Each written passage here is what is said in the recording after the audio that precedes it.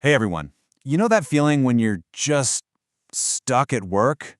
It's one of the most maddening professional mysteries there is. Well, today, we're putting on our detective hats. This is your guide to solving that mystery, to finally unmasking the hidden forces that might be holding you back. All right, let's get into it. So let's just ask it straight up. Is someone secretly holding you back?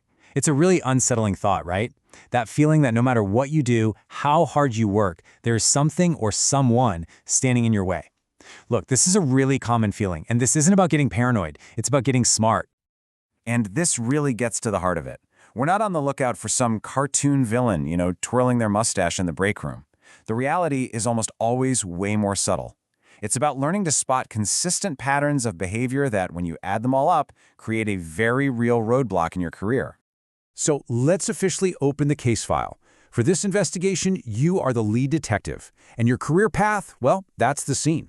Our job today is to gather the clues, analyze the environment, and figure out what's really going on, using cold, hard evidence. Okay, first rule of this whole investigation, and this is absolutely critical. A single bad day or one disagreement, that's not what we're talking about. What we're looking for are patterns, repeating negative behavior, usually from the same sources. So ask yourself, is there someone who seems to always get in your way or who has a negative reaction every single time you succeed? That pattern, that's our first real lead. All right, rule number 1 is down. Now it's time to start gathering the actual evidence. We're officially entering phase 1 of our investigation, identifying the specific observable behaviors, the red flags that are going to serve as our primary clues. First up, we've got clue type A, withholding and undermining. This is the active stuff. So does a manager conveniently forget to mention a new project that you'd be perfect for? Or how about that colleague who loves to make those little passive-aggressive digs about your work and team meetings? That's exactly what this looks like out in the wild. And here's a perfect real-world example. A comment like this, just casually dropped in a meeting, seems so minor. But what it's really doing is planting a seed of doubt in everyone's mind. It is a classic undermining tactic, and it's all about controlling how other people in that room see you and your work. Now, this next set of clues is a little more sneaky, but it's just as damaging. This is the person who's your biggest cheerleader in private. But when someone steals your idea in a group meeting, crickets, they go totally silent. They're causing you to fail, not by attacking you, but by strategically denying you the support and the information you need to win. And finally, we have the clues that are all about ego and insecurity. You know, the person who's a master at hearing your idea, rewording it slightly, and then presenting it as their own brilliant thought 5 minutes later. But here's a big one. Pay very close attention to how people act when you get praised. If someone suddenly gets cold or weird, that is a massive red flag that their actions are probably being driven by straight-up jealousy. Okay, so we've collected some clues about what individuals are doing. But any good detective knows you can't just look at the suspect. You have to look at the whole environment. Sometimes the scene of the crime itself is the real problem. So let's zoom out. This is the crucial fork in the road for our investigation. Is this personal or is it systemic?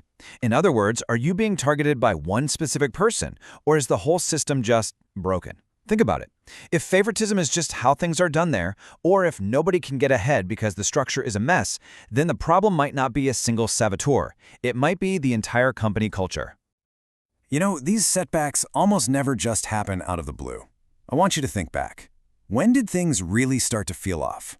Often, there's a specific trigger event that completely shifted the power dynamics. Maybe you got a little too much praise on a big project, or maybe a new manager came in who seems threatened by you. Pinpointing the when can very often lead you straight to the who.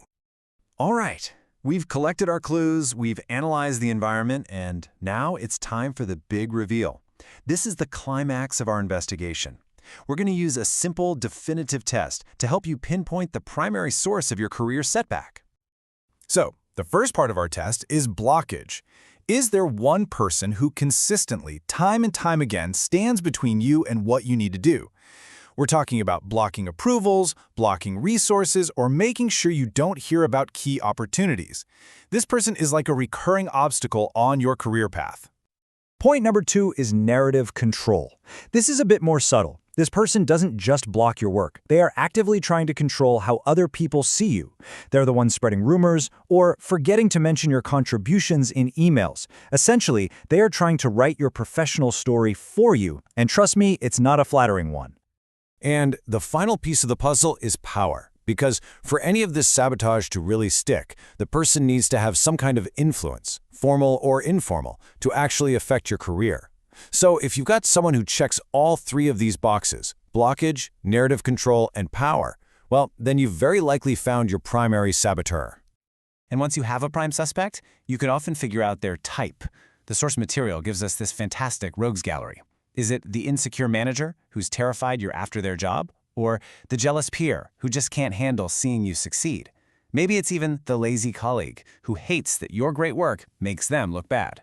Putting a name to the behavior like this can bring an incredible amount of clarity. So we have looked at all the external evidence, the clues, the environment, the patterns, but there is one final witness we absolutely have to call to the stand. And honestly, it might be the most important witness of all, your own gut.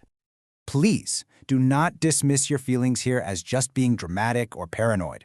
Your intuition is an incredibly powerful pattern recognition machine. If you consistently feel exhausted after talking to one specific person, or you're always on edge around them, or you get that knot in your stomach before a meeting with them, that is valuable data. Those emotional cues are signals that something is seriously wrong with that relationship. And with that, our investigation is closed.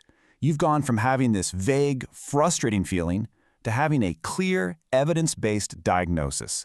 You've identified the source, and that clarity, that is the first, most powerful step toward taking back control of your career. So the real question now is, what's your next move? Because whether it's documenting what's happening, building new alliances, or even planning your exit strategy, that's the mystery you now have the power to solve.